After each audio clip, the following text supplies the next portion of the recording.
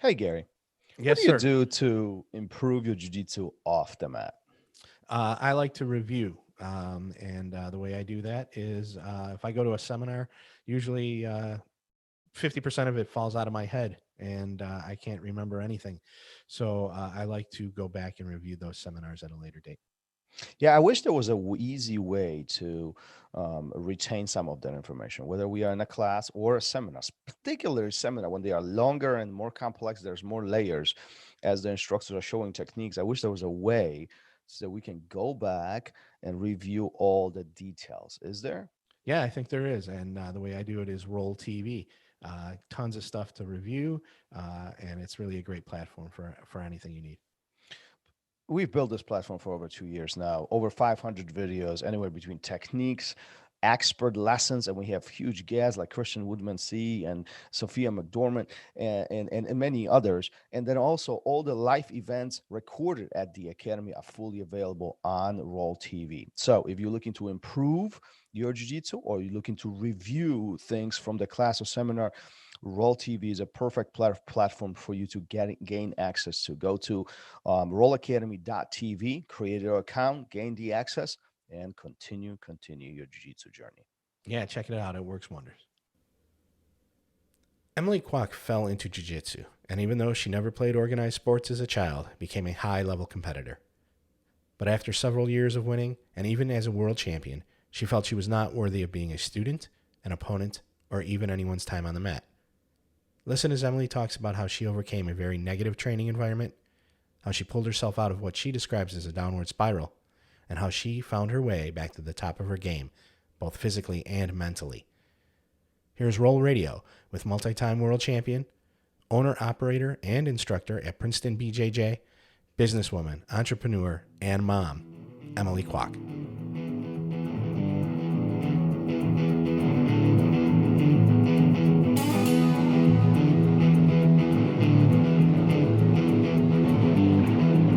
Welcome to RŌL Radio.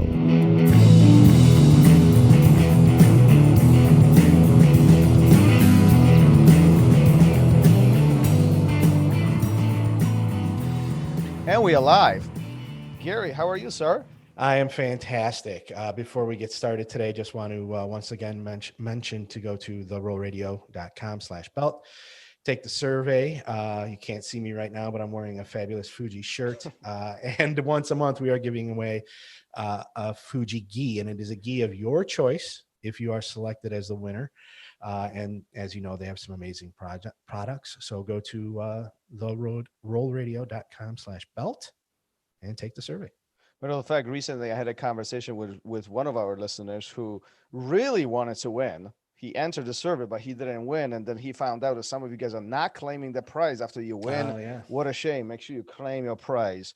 But that's enough about Fuji and their gis. Let's talk about performance. Emily, thank you for being on the show. Great to see you. How are you today? I'm doing great. Thanks for having me on. I think your story is very unique from the perspective of obviously you're a female black belt, but you also specialize in, I think, one of the topics that's often not talked about in jiu-jitsu, which is performance recovery, how to train smart, how to be smart on the mat, not from necessarily the learning side, but from the athletic side, from the physical side. Am I correct on that? Yeah, it's not just the physical performance, but really, I think if you get down to it and you talk to any athlete who's performed at a high level, sometimes what matters more than your athletic performance is what's going on in your head. And so a lot of what I've been interested in and what I've sort of helped, learned and embodied within myself is how we optimize ourselves from within so that we are able to experience and harness the performance that we want on the mats. And I think for anyone, whether you are a competitor or a hobbyist, what goes on inside your head is important. And I would argue that it's probably the reason why so many people continue to practice jujitsu after they've picked it up, is because there is some sort of a mental release, some sort of a tangible process that's going on in our minds and our bodies. So it's a fascinating space. And it's increasingly what I am devoting more of my attention to. Yeah, and we'll dig into this topic, in significant way today. But I'm really wondering, like, where did all this start? What got you interested in that topic? And the reason why I'm asking this isn't jiu-jitsu supposed to be like peace, life is good, we'll just roll around, we'll chill, no stress. But you're talking about some deep stuff here. So yeah, I mean, going back into how I fell upon this, I would say that, I've probably lived my life very serendipitously. I'm not sure if that would be the same for everyone else, but jujitsu was something that I just kind of fell into. It wasn't something that I was necessarily looking for when I started it. And I started training jujitsu about 20 years ago, before it was a thing. It was kind of an obscure sport. Mm-hmm. And I was an art student at the time, a fine art student. I was painting. And I would say that when I found jujitsu kind of took my medium of painting and turned it into performance art, because it became physical at that point. I was very much a hobbyist, and it was something that I just enjoyed doing. And, when we're talking about 2000, 2001, there weren't a lot of competitions. The industry is not as we know it today. And if you were training back then, let alone a female training, I argue that you'd also have to be slightly out of your mind, because it was a very barbaric and inhospitable environment. The way that we learn jujitsu today is not how we learned back 20 years. And I can't even envision what you or any other female was going through back then. I remember when I was starting 20 years ago, I mean, nearest competition was about 6 hours away. Even just going training to the gym was like, if you didn't get beat up, you didn't train. It was very, how do I describe this? Kind of survival mode, right? Yeah. Absolutely. Yeah. Absolutely. Sink or swim. So I can't even imagine remotely what average female about 20 years ago had to go through. Can you give us kind of a quick high level visual? What did this feel like? First of all, what's wrong with you? There is a lot of things wrong. I don't need to tell you that. I'm sure lots of other people would line up and tell you. Yeah, I mean, look, I think that some of us people are innately we're either going to be fight or flight or freeze. And for whatever reason, it's in my DNA to fight. And whatever it is that I'm fighting against, it showed up on the mats. And I wanted to be competent. I wanted to be good. I wanted to be able to hold my own. And I continued to pursue that feeling of, can I do this? How will it make me feel? How can I change this into performance in my life? I really started to notice how training on the mats, getting my ass handed to me day in and day out, was translating to the way that I was moving through the world. Maybe it was a quiet reflection, a quiet confidence in what I knew I could do, what I couldn't do, how I should take that feedback and prepare myself more deeply for whatever it was that I was going to face. I think that there was a humility that started to develop. And I often say to people that jiu-jitsu is a tangible medium where we can negotiate ourselves, right? Those of us that don't have a physical practice will overthink things to death. Or when we're out of practice, like when we can't train, for many people when they're injured, or let's say even COVID, you can't train. Everybody gets a little stir crazy and they're a little bit mental, because we get stuck in our heads, and it's natural as humans to meaning make. So we start making up stories, and we start having these ideas about why this is that, and why this didn't work, why that didn't work. Is that real? Probably not. But what's real is what happens on the mat. So when we get on the mat and we're able to practice our problem solving and we get the live feedback, I think that does something to how we then navigate ourselves through the world and how we associate with other people. So I think there was something about that quality that made me want to continue training. And so I did. And, back to the first question of how did I get involved in, this idea of performance, it was trying to cure myself. I was broken after 12 years of competing. I was broken after having a really negative and saddening fallout with a team that I was on. And I largely felt like I had no gas in my tank. I thought, am I a one-hit wonder? I'd won the world championships and I thought, is that it for me? Like it was just some sort of a fluke. Do I suck? And one of my main goals, I think, as a competitor was to just earn the respect of my peers. And I largely felt at that, middle point in my career that I was not worth anybody's time, not worth the competitor fighting me. I didn't feel it was worth their time to fight me. I didn't feel like I was worth being a student for my coach to coach me.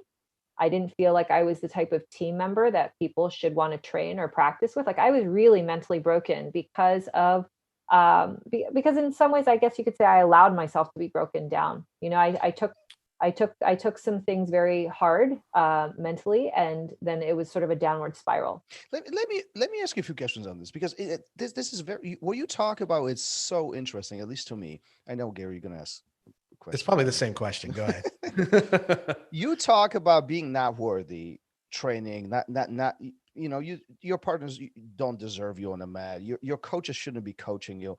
You are a world champion. Like you achieve a level that extremely small percentage of people who train jiu-jitsu even attempt, and you get to the top, and yet you have these thoughts.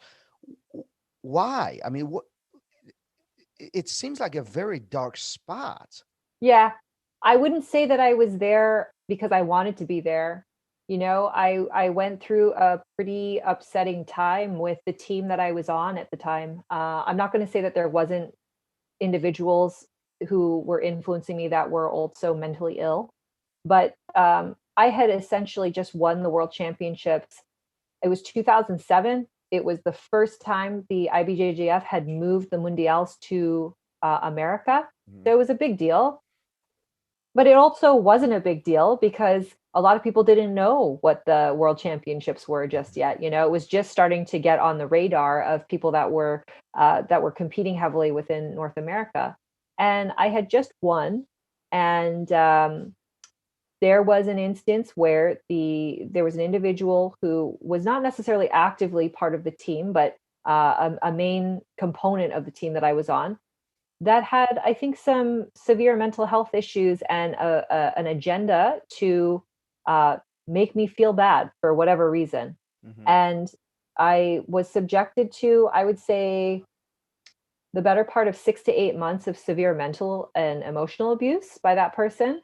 This person pulling me into meetings saying that all of my teammates hated me, that I didn't deserve the attention that I was getting, that I had my head up my ass and I needed everyone to bow down to me. And so there's, when you're the subject of that kind of abuse, I think that there's a person's natural defenses that initially go, wow, like, why am I being accused of these things?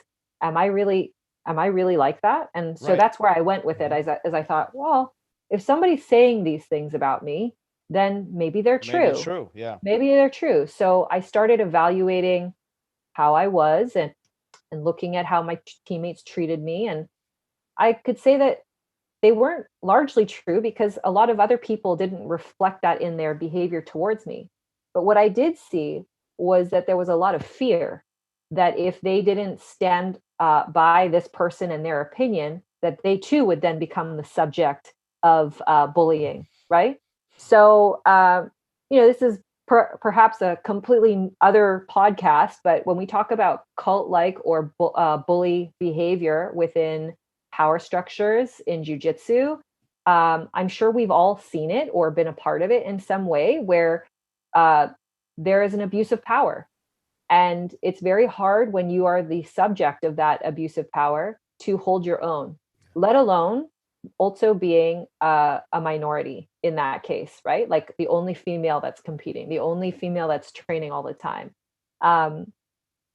So when I had a fallout and a break from that group, it took me a lot. It was very stressful. I was losing hair. I was having random seizures. Like I had a very bad physical fallout from that. And when I found my way back into jiu-jitsu, Eventually it was through Marcelo Garcia's school, right? And Tatiana Right. Garcia had always reached out to me whenever she saw me to sort of commend my abilities. And when I found Marcelo's, it was largely a breath of fresh air, because I felt that the energy there was so much more about training and loving and appreciating jiu-jitsu and really nothing else. And it was there that I met one of the co-founders of that school, a gentleman by the name of Josh Waitskin. A lot of people know him as the quote unquote chess guy. He was the subject of the film and book Searching for Bobby Fischer. And I met him as a friend on the mat. We started training together, and eventually I was brought on to become a like a program director for MG in Action, which was a new website at the time. And so when I started working with them for a couple of years, and I had just had my first child and had considered going back to the corporate world. And Josh had asked me to reconsider and thought maybe I might be interested in working with him privately. So I started working with Josh, and this was back in 2012. And he was engaged in this, what we would call the peak performance space. And he was essentially working deeply with elite hedge fund professionals like financial executives and athletes, and essentially helping them understand their own creative genius, right? So you're talking about someone who's gone very deep on their own process and what it is that makes them good at what they do. And he's done that with chess. He both a national, national and international champion in some ways, right?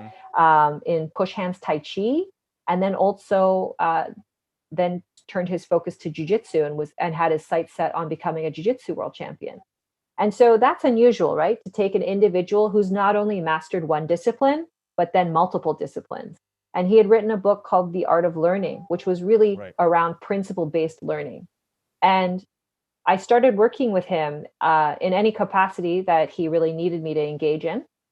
And we developed a really close friendship and working relationship.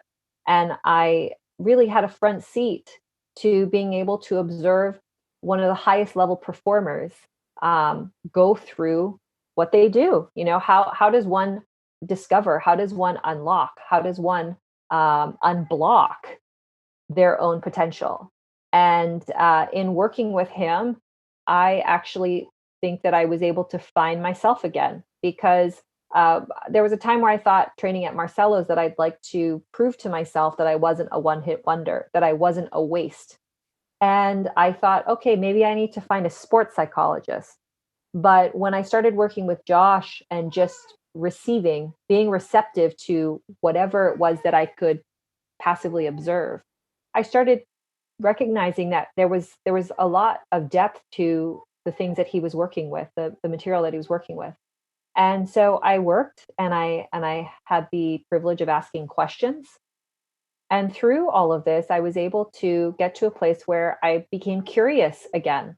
And I basically took the better part of 2012 through 2018. I didn't compete at all. I had children. I had 2 children. I focused on other things. And then I was going out to Vegas and coaching my own students at the Masters. And I thought, you know what, maybe one of these days I should consider trying to compete, because it might be interesting to see if I've been able to come to a better place. And so in 2018, I jumped back into competition.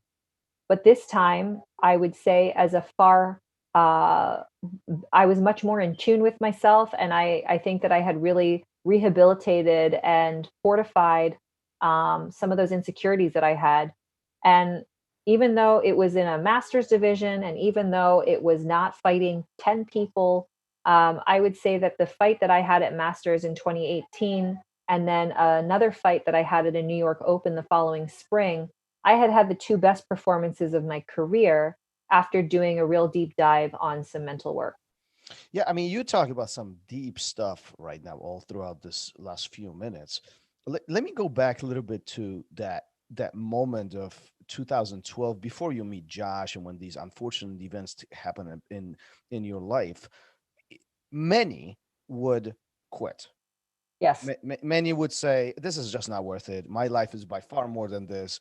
Why am I here? You know, I'm minority. Forget a minority. I'm the only one. Mm-hmm. What keeps you going? I don't paint me a picture here. What in the world keeps you pushing forward? Why are you still doing jiu-jitsu? That's a really good question. I think, so just to be clear, I started at Marcelo's in 2010. All of this happened in 2008. Okay. So I'm eight years into jiu-jitsu. And I did want to quit. Actually, there were a couple times during that period where I was so miserable. I recall this one day I showed up to train and I was so miserable as a brown belt that I slapped hands with my partner and we were starting to roll. And my partner, I should mention, was a wonderful person. There was nothing wrong with him. But I started crying as I started rolling with him. And he was like, "Are you okay?" And I said, "I'm fine." And he's like, "Should we stop?" And I said, "Nope, it's not you. Please just keep training." But I rolled with him. And after that day, I walked off the mats and I didn't get back on the mats for 2 months. I was miserable. I was so sad. The idea of training did nothing for me. And it was during that time I baked a lot of cookies. It was the holidays. I baked a lot of cookies. I tried to occupy my time with doing other things that had nothing to do with jiu-jitsu. And it was during that time that I think I had to remind myself, like, why did you start doing this in the first place? Right? Because I started 8 years ago. For anyone to keep up any activity for 8 years, that's a long time. That's a big investment. Yeah, it's a big investment of your time. And I asked myself, why am I doing this now? Why did I do it then? And I reminded myself that it used to be fun and it used to make me feel good about myself. And it used to be an outlet for me to improve myself. And I recognized that in that period, I had lost all of those motivations. And I thought, how on earth could it have gone so wrong? Because I thought that I tried to invest myself in all the best ways. I think that what kept me in it was actually some of my peers and some of the people who had believed in me and who had seen me from the beginning. Particularly some old friends that had known me as a white belt, who were now black belts themselves, had reached out and empathized with the situation that I was in, and they had said, "Don't let this break you. Like you're almost to black belt." And back in 2008, 2009, there really were not a lot of female black belts in North America, let alone the world. There were a handful in Brazil. Maybe some of them were starting to come to the US, but it really was not common. It's still not common. But you could say that I'm going to say 50 to 60% of practitioners today have probably met or seen a female black belt. But at the time, there was none. And so a lot of them had said, like, "Listen, we know that it's really hard for you right now, but hang in there. You're almost to the finish line and it'll get better. Once you get your black belt, you can kind of distance yourself from this and you'll be able to kind of create your own space and it'll get better and you'll be able to do the things that you love again. And you shouldn't give up because you're good and you shouldn't give up because you inspire people." And so I just gave myself some time off. And then when I re-entered the space, I just re-engaged in a different place, physically removed myself from that negative space, and I tried to go at it again. I think ultimately it comes down to the fact that I am a fighter. Whether I was conscious of it at the time or not, I am a fighter. So I don't like to quit. I don't like to leave in the middle of the fight. I want to see it through. And so I suppose reflecting on that moment, that I don't want to if I'm gonna leave, I'm gonna leave on my own terms. I wasn't gonna be pushed out of it. Yeah, no, and that would be big decision. And all through the time you're making some of these big decisions, taking breaks, you obviously meet Josh and you engage in his projects, and then you get even more involved. I'm curious, what was the difference between 2018 when you perform in Vegas versus the 2012 pre-Josh, let's just call this pre-Josh era? What are the differences in with your mental state, with the way how you are, with your life in general, even? So that's a great question. I think a lot of this comes down to understanding your motivations and who you are from the inside versus the outside. internal versus external, intrinsic versus extrinsic. In 2012, a lot of my framework was extrinsic. It was about what I was doing for other people, how I was perceived by other people, what value I brought to other people, the stresses that I received or I gave to other people. My performance was not my own. My performance was, if I perform well at the Pan Ams, it will show all my teammates, it will show my teacher how much I value and respect their work, and I'm bringing something home for the team. Their work, their time is not in vain. I want to show that I'm a good team player. I want to show that I'm loyal. I want to show that I can take the lessons that my teacher has to give me and exemplify to the world how wonderful his teaching is, right? I think that this is a very common place for most students and athletes to go to, right? What happens when students lose at a tournament? The first thing they go is, Professor, I'm so sorry. I'm embarrassed. Ashamed. Absolutely. Right? Mm-hmm. Because I think there is inherently an external motivation for most of us to feel interconnected to our communities, to represent our teams and our teammates and our teachers, to say all the work that we do together is not wasted, because look at what I will go do to represent all the wonderful energy that you've given me, right? Like, I think this is it's normal and it's very common for everyone to go to that place. Mm-hmm.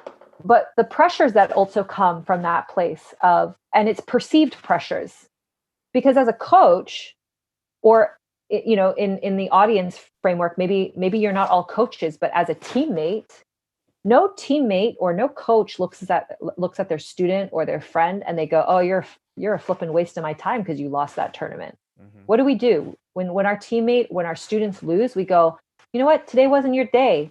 Let's go back and correct these mistakes. Or sometimes it's, that fight should have been called in your favor, but something was wrong. But we don't lose faith in an entire person because they lost a 5-minute or 10-minute match, right? That's kind of absurd. I mean, I'm not going to say that it doesn't happen. I'm sure that there's some places where it happens, but for most of us, that's not what we do. And so I had taken on myself, okay, how does Marcelo want me to train? What are the lessons that he's teaching me? How are my teammates helping me get better? I wanted to prove to everyone else that I could be the sort of the accumulation of everyone's goodwill and knowledge, and that I could perform well. And so I had assumed a lot of pressure. I was spread thin. I was really burnt out, training on a schedule that was sort of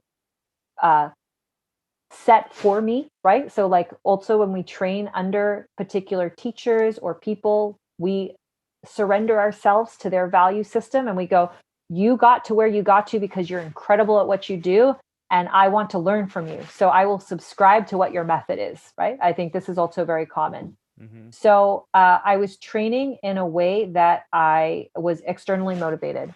And I'm not going to say that it was wrong, because training in the way that, you know, Marcelo subscribed, or some of the other people in my life might have subscribed, taught me how to dig deep and to get into the reserves that I didn't know that I had.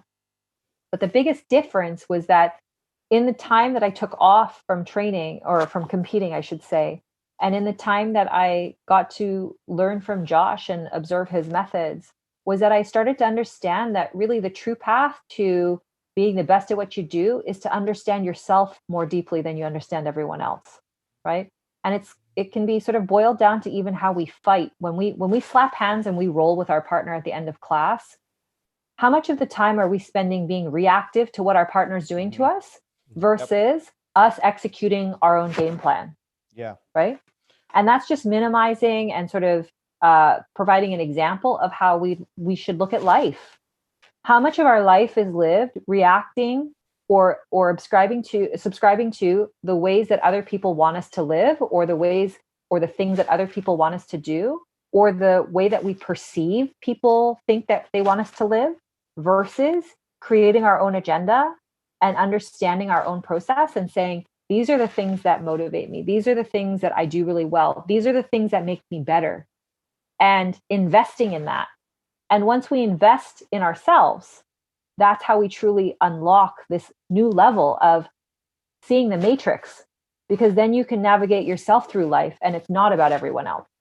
And so in 2018, I really feel like I had spent that time to understand myself more deeply and understand what I needed to be a better performer. And I think that that made a huge difference in how I came ready to fight, because I was no longer trying to fight to prove to other people anything, but I was essentially giving myself the space to breathe and understand myself more deeply.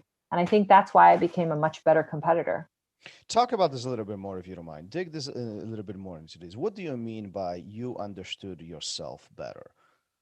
What does that mean to be a better performer? Because I think this will vary between people, but I want you to talk about what this meant for you. So I think that there's no one way, right? So like what's going to make you better might not be the same things that makes Gary better or me better. And for example, at that point when I decided that I was going to train, I had more tools available to me. I had matured, I'd had my own school for 8 years at that point. I had my own connections. I trained at Marcelo's periodically, once or twice a week, I would go down and train, but I largely had to organize my own workouts, right? And in some ways that was really liberating, because I could say, I need to work out 3 times a week in addition to doing 2 a days, or I need to do some hot cold training in addition to doing jujitsu. But by being able to own that space, I was able to say to myself, okay, I'm a 38-year-old competitor. I'm not a 18-year-old competitor. Training 2 a days doesn't work for me. It's too much. So I could organize my sessions around what my stress and recovery felt like. So I believe my rhythm was something like I would train 6 days a week, but only 2 of those sessions would be really hard sessions. So I would take myself to the max one day at Marcelo's and one day in my school, or I would go. My friend Kurt Pellegrino has a school on the Jersey Shore, and I might go train at his school. And I would also remove myself from being a teacher, right? I don't want to be the teacher right now. I'm going to be the student, and I'm going to be the competitor. So I could organize my training that way. And the other days I would spend doing lighter work because that's what my body needed. In addition to that, I would see an osteopath 2 times a week. I would do I would work out 3 times a week, and then I would have a full day of recovery. In addition to that, I have a good friend, Brandon Powell, who I was introduced to through some of the work that I did with Josh, who's a Wim Hof coach. So he was one of the first generation coaches for Wim Hof, and he's a trainer of trainers. And for anyone that's listening that doesn't know who Wim Hof is, a lot of the work that he engages is in cold immersion and breath work. And that was really powerful for me. From doing workshops for some of our clients, I started to really feel like, wow, I can push myself deeply into a different mental space when I submerge myself in the cold. I can use my breath to help me sort of initiate or channel my energy. And all of these things combined started to create my own recipe for performance, if you will. Now, you guys might say, that's crazy. I can't do that. I don't do well with the cold. I do much better in the sauna, or I don't need any of that stuff. I'm much better if I just train jujitsu 2 times a day, 6 days a week. But this is sort of what I mean by understanding our process, right? A lot of the times when we are students, we are receptive to what our teachers give us and we take on their templates. And we learn from others because we don't necessarily have the template ourselves. But I think as we become better at whatever it is that we do, I think we earn the right to say, this works better for me than that. And therefore, I should do more of this if I want to be better, because no one system, no one template is going to work for everybody. Especially that our bodies and our brains work different way. I mean, we are just right now, we are 3 different people. What will you process between Gary and I mean, what you saying between Gary and I, we're going to process differently. Yes. You also mentioned something really, really important here that I want to pick your brain a little bit more on: teaching versus being a student, training light versus training hard, BJJ versus workouts in general. These are fundamental decisions that often we have to make And sometimes we don't know which one it should be. And often we run into students who say, I'm going to train 6 times a week and I'm going to just pound through it because that's what's going to make me better. And you have another person who's going to say, I'm just going to roll very light. I'm not going to lift. I'm just doing only jujitsu. I want to teach, so I'm going to focus on teaching. But then me being a student, it takes an impact. How did you define which one versus which one, and what is the recipe? Was there a trial and error, or did you have some guidance to put you on the right path? Like how you determine all this? I don't know, Thomas.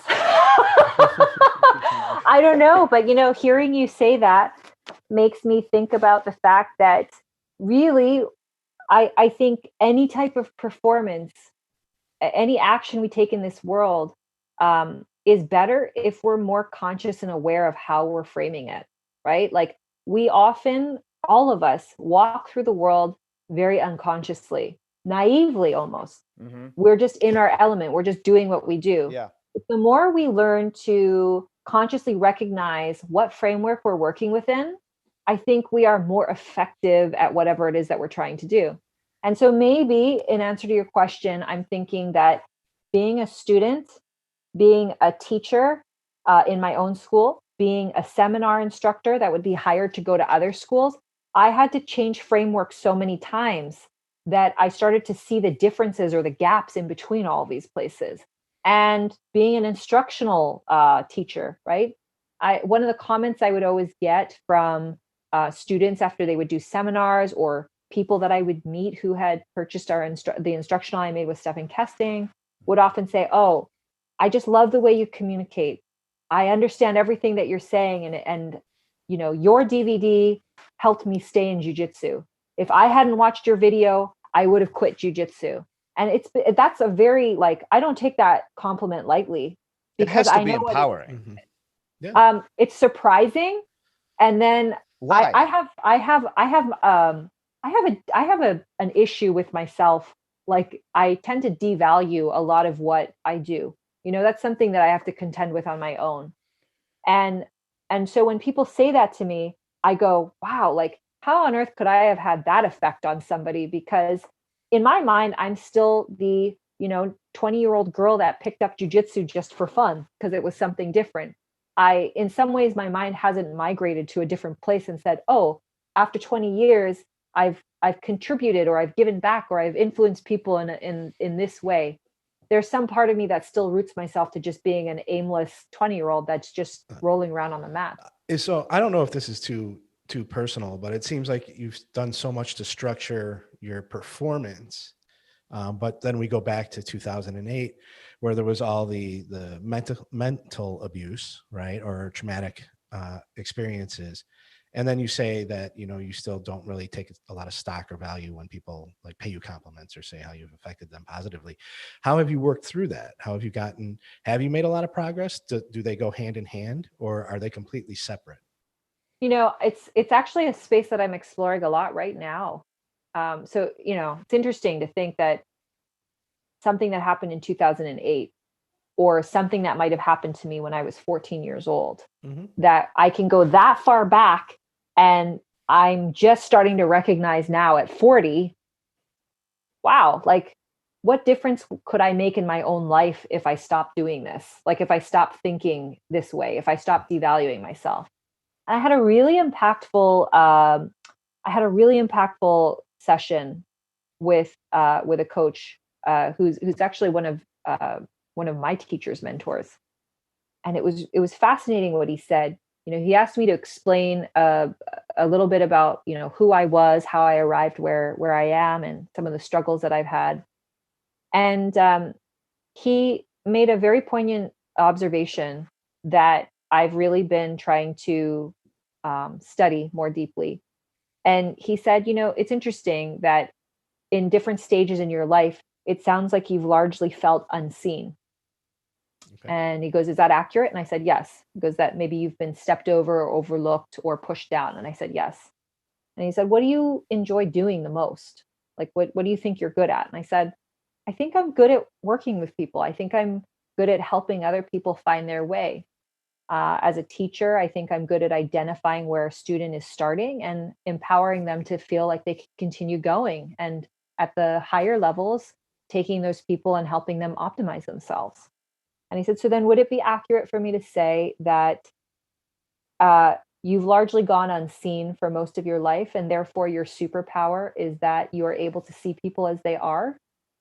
And he's like, and I said, I guess that's a good way of phrasing it. And he said, what does it feel like if I ask you, what would it feel like to be seen? What if you allow yourself to be seen? And this is something that I've really been working through for the last few months, the idea of being seen, the idea of, to everything that I've said so far in what we've been talking about, the idea of me allowing myself to be conscious of who I really am, what I've come to be, not identifying or not pinning myself to something that I was, and I think that it's a powerful point to pivot on. And I think that it's still a struggle, like learning to value the self and learning to recognize these things.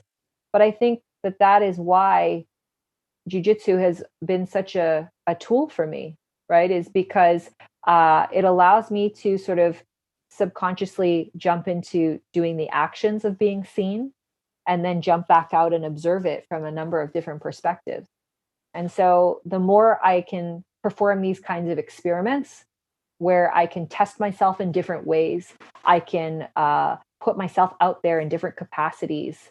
The feedback that I receive will help me reinforce more positive behavior, hopefully, right? And so what I did earlier this year was I finally put together my own website, because I didn't feel that my school website was an appropriate place for me to house my accomplishments or what I was working on a personal level. And so in a way, you could say it was like I was rebranding myself, but it was also me sort of saying, okay, this is how I want to be seen. This is how I want to present myself. And so it's a work in progress. Yeah. It's but like taking control, right? You're taking back something that was taken away from you at a younger age, and now you have control of it. Yeah, not only having control, but I think also recognizing it for what it is, not feeling embarrassed or not feeling sheepish or not feeling like I feel like for me sometimes when it comes to accepting the appreciation or accepting other people's gratitude is like, oh, I'm embarrassed, I'm going to go hide in the corner. I don't ever want to seem like a cult figure. Or I don't ever want to seem like my ego is so big that I'm just like, I want to be worshipped. And so but that's unrealistic, right? I mean, like all of us, we accomplish different things in our lives. We mean different things to different people. And that's silly to think that you could never accept a compliment and really go with it. And so part of this is me just experimenting with like, how can I frame this for myself so that I can accept my own reality, so that I see what's real and I'm not living through a story that I'm telling myself. Because essentially that's what's been happening, is I just tell myself this story, my own narrative of what I think I am. And that's not real. But at the same time, you're putting yourself in a very vulnerable spot. You're opening yourself up, especially with what you talk about right now, a website, and you're really putting your true you out there. I mean, what does that feel like? I mean, that's pushing a boundary, and I completely understand why, because you want to grow. You want to put yourself in these spots to be real you, to live the real life that you want. At the same time, you are opening yourself up for critique and compliments, which appears the compliment is more challenging, right? Yeah, but I would say how many people who are listening to this, and including yourselves, how much do we learn from comfort? Oh, I know. That's why I asked the question. Right? Like nobody really learns anything valuable from being comfortable. Yep. And we know psychologically that growth comes at the intersection of support and challenge. That if we really want to grow, we need to have a challenge that is achievable, right? So nothing too out of control, like something that's very measurable and something that is within reach. Smart But at the goals. same time, we also need to have a little bit of a support system so that if we are reaching for the goal and it falls a little short, we have a backup, to sort of say, hey, the ground's not going to fall out from underneath you. And I think that, again, jiu-jitsu gives us a tangible medium to figure out what those goals can be. How do we reach for the things that are a little bit harder, a little bit new, novel? We haven't been there before. And what do we fall back on that we know? And so you can either train jiu-jitsu and be the permanent blue belt because you're too afraid to try something new, or you can try to reach for your black belt and you're going to get your butt handed to you the whole way. But when you get there, you're going to know that you've accomplished a lot because there's all these risks that you've taken. One of the executive coaches that I work with has helped me understand that it's okay for me to say, I don't know what the hell I'm doing, but it's working.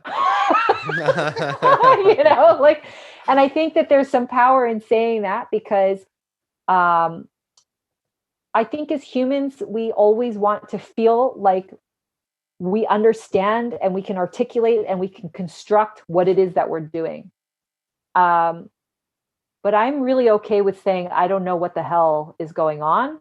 And I think that if there's ever any strength perceived from that, from like what my actions or who I am, I think the strength is really being generated from the fact that I'm okay showing my vulnerabilities and that I feel that that is the only place where growth can come from, and I don't pretend to have all the answers. I generally don't, but I think maybe people feel, or it can be perceived that to be able to publicly admit, I don't know, let's figure this, problem out together, or I don't know, I've got to go back and, look at my notes. I think that's a really empowering thing for people to adopt. But most of us have a real fear around doing that because I think in saying or admitting, I don't know, people perceive weakness. But I think I don't know just tells you where I am. Yeah. Well, it's that perception thing again. And I think when you do it, if you can get to that point, it often feels like there's just been a weight lifted off of your chest. Right. And now you've exposed yourself to a point where you can move on and just take those necessary steps.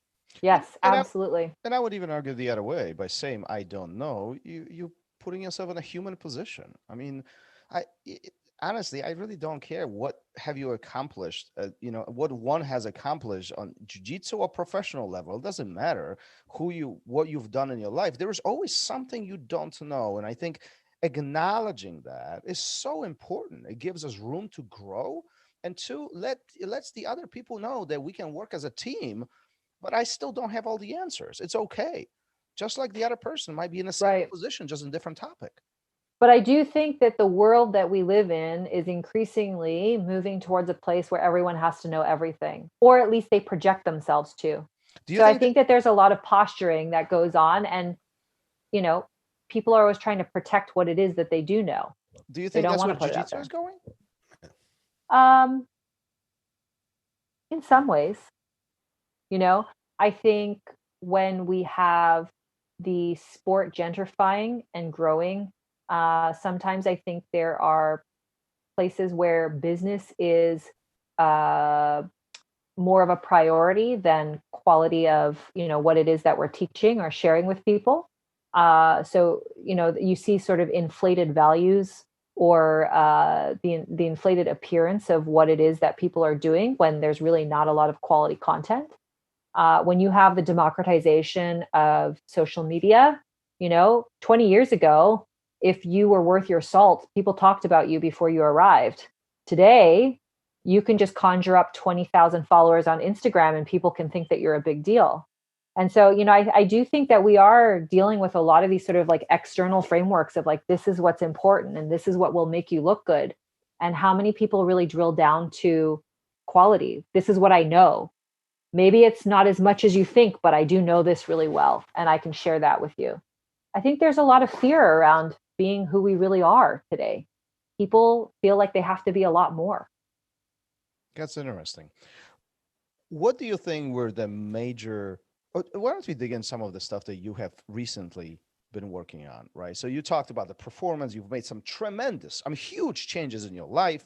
What is this, what all of this looks like today for you? So what does your jiu-jitsu training look like? How are you applying some of these performance changes that you've done or you've made in the past 3-5 years? What do you do today? So, I guess I can talk about that within the framework of how I operate my school and what my objectives are there. Mm-hmm. I've never wanted to have a school where I was the only head instructor, right? I never wanted a school where I was a cult of personality. Mm-hmm. And so I have a business partner named Art Kynes, and we work very closely together. And we also have some wonderful blue belts. We do have wonderful blue belts. We have some wonderful brown belts and black belts that also come in to support the work that we do. And it's been very important for me to create what I would call the school that we never had, right? The culture or the environment for everyone to thrive and grow. And so I am not the main instructor. And I actually am in a state where it's almost like as a teacher, I feel like in jiu-jitsu, we were allowed sabbaticals so that we could go be inspired, right? Because when we wear the crown of being a teacher, there is that light pressure of everyone wants you to solve their problem or everyone wants you to know everything. And even a role is not a role, because a role is not about playfulness and experimentation, but it's then you are the teacher. And how do you teach your student? How do you give to the person that you're rolling with? And so I teach, a couple times a week, but I also have other times where I'm just going in for an open role and I roll with some of my staff or people who can respect that I don't want to be there to answer in that capacity at that time. I give room and space for those in my school who are very motivated to teach and to share and to learn how to teach, that I can provide a structure for them to experiment and to do that. So, most recently, a couple of weeks ago, I had a brown belt who was very interested in wanting to become a bigger part of the school. And so I offered him the space to teach. I said, why don't you teach this class? I will be there and I'm going to back you up. So you're going to teach and I will ask you questions to further your thinking process as a teacher. And I will help fill in the background if we've skipped anything over, right? And the poor guy was like sweating bullets the whole class because he would teach something and I'd be like, why are you doing that? Explain this move or explain why this detail is important. And you put a pressure on poor guy. I didn't mean to put pressure on him, but it was pressure, right? But then after the class, he sent me a message and he said, I really appreciate you giving me the space to do that. There's a reason why I followed you. There's a reason why I want my black belt from you. It meant so much that you trusted me with that class. And that was an incredible opportunity. Thank you. Right. And so I love knowing that there are people within our community that trust the scaffolding that we've created for them to figure out their own path, so that's what inspires me a lot. So I like to, back to what you were saying before, Thomas, like I'm very conscious of when I'm a teacher, when I'm a training partner, when I'm a student, when I'm a business owner, when I'm a mother. I wear so many different hats. And sometimes I'm carrying those hats in a bag with me and I'm swapping them out as I run. And other times I have the opportunity to just wear one of those hats. Yeah. So I think that where I'm at now is just, acknowledging that there are a lot of different interests and a lot of different roles that I like to serve in. But I think I'm doing a better job communicating that to the people around me so that I don't feel trapped by my role. Overwhelmed or not being overwhelmed. Yeah. Or also, there was a period with jiu-jitsu where I just felt like I'm just the jiu-jitsu person. I actually have a lot of other interests. I do other work, but nobody knows it because I haven't articulated it. I haven't shared it. And so, that's me sort of getting trapped in my own head and saying, okay, I need to spell this out for everybody. I need to tell people that there are other things that I do, that there are other things that I'm interested in so that they can engage with me on that level. And so identifying and acknowledging all the frameworks that I'm playing and making sure that other people are aware of them too. Do you think that separating these roles that you talk about, student, instructor, training partner, mom, business woman, whatever they are, is by separating them, do you think it actually benefits you in a sense of performance in those individual buckets because they are in different rooms or different boxes? So yeah, I mean, in some ways, um, in some ways they're not separated. In some ways, it's just like a big stirring pot of secret sauce, if you will. But when I can hold those roles lightly, and I know how I am engaging with others, I think I do a better job of um, communicating and connecting with whoever or whatever entity I'm trying to engage with, right? Yeah. So like if I try to engage with a new student as a world champion athlete, I'm intimidating. Yeah. If I engage with a new student as maybe a student myself, or maybe as a mother or as a business owner, it's a very different feel. Mm-hmm. So I just, I think one of my power zones is I'm good in dynamic circumstances. And I think I'm good in those dynamic circumstances because I can see very broadly where everything is. And then I can kind of call upon the things that I need in that moment and execute, right? It's so as much as I separate them, they're separated loosely so that I can pull them together when I need to. But I think it's important when we work with people and when we engage with people that we speak each other's language. And not everyone's capable of doing that, right? And so I don't want to bring the wrong person to the table, if you will.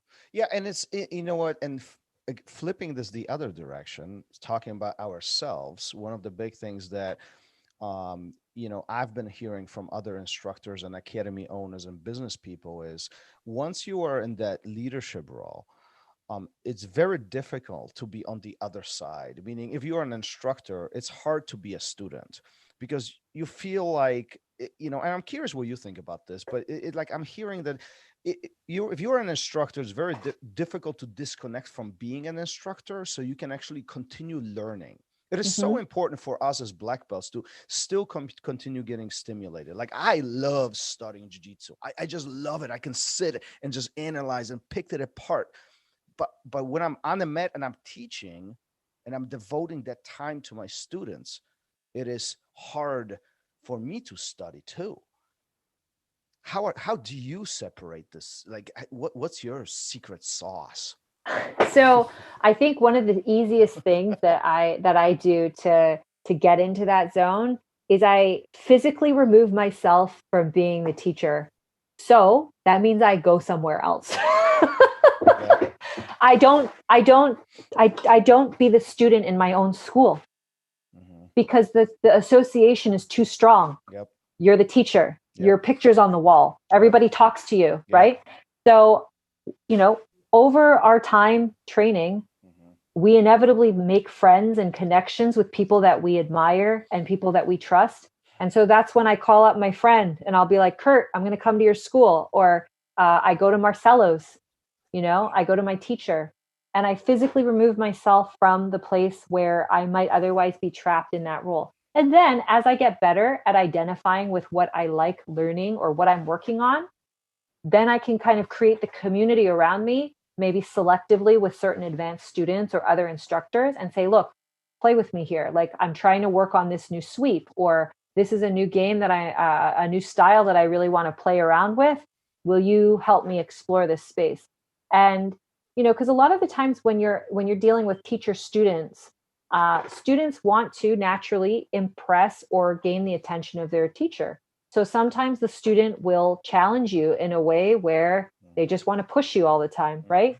But when we're learning, we don't fully understand what we're doing and we're still formulating our approach. So I feel like when we're learning, a certain degree of trust and playfulness has to be there. Absolutely. And so when you do that, you can't put yourself in a position where someone's going to attack you 100% because that takes away your joy of learning. So, I now, especially because of COVID, we had very small training pods and groups at our school. And it's actually been a really beautiful process that I've been able to get to know, a couple students much deeper, students slash, helpers at my school, because I needed them as a physical body to play with. But I was very clear to set the context of what it was that we were doing. But for any teacher that I think is struggling with this idea of, I want to be a student again, if it's hard to do in your own school, just remove yourself, pick a day or two, and just be like, these are the days where I'm going to go be a student somewhere else. And if you can't do it with jiu-jitsu, sometimes it's helpful to just go to a wrestling class, go to a judo class, go do something where you don't have to be the teacher. I agree 100% from my own experience. You got to get out of there. You got to go and be what you want to be. That's huge. Emily, before we wrap this up, what is the one thing that you would really encourage the listeners out there to take advantage of before they get into this vortex of no return, getting burned out mentally, physically, and before they get to the point where they even start thinking about quitting or changing things or whatever the case might be, this black vortex? What would the one thing? Know why you started training jiu-jitsu in the first place. Like, know what it brings you, and always hold that sacred.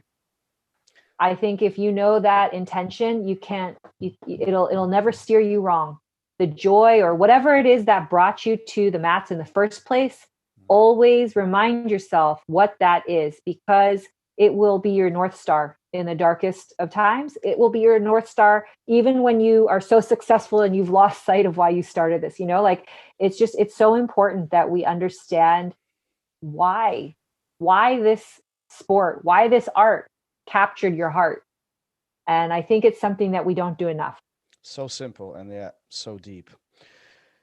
Thanks for sharing everything. Before we wrap up, we have a little surprise for you. We don't tell this to anybody. We put every guest on a spot. Not that scary. It's not that scary. We have 5 questions for you. And okay. They're kind of rapid questions. Some of them are funny, some of them are more serious, but try to answer the first thing that comes to your mind. It kind of generates an interesting end to the episode. Yeah. Gary will take a lead on this if you don't mind. But it's funny. It's fun. Yeah, here we go. So, what was it like the first time you stepped on the mat? Exhilarating. Just because it was something new, or because you wanted it? What's yeah. So, I mean, the short backstory on it was that I had come from a Sambo class where I wasn't allowed to perform I was allowed to perform the movements, the techniques, but I was never allowed to spar. So when I went to my first jiu-jitsu class and I saw that they were allowing people to spar, I couldn't wait to do it. You were like a bull let out of running down the streets after a Sambo class. And I can spar. Oh. Okay. What has been your most rewarding achievement? On or off the mats, business, doesn't matter. Oh gosh, on or off the mats.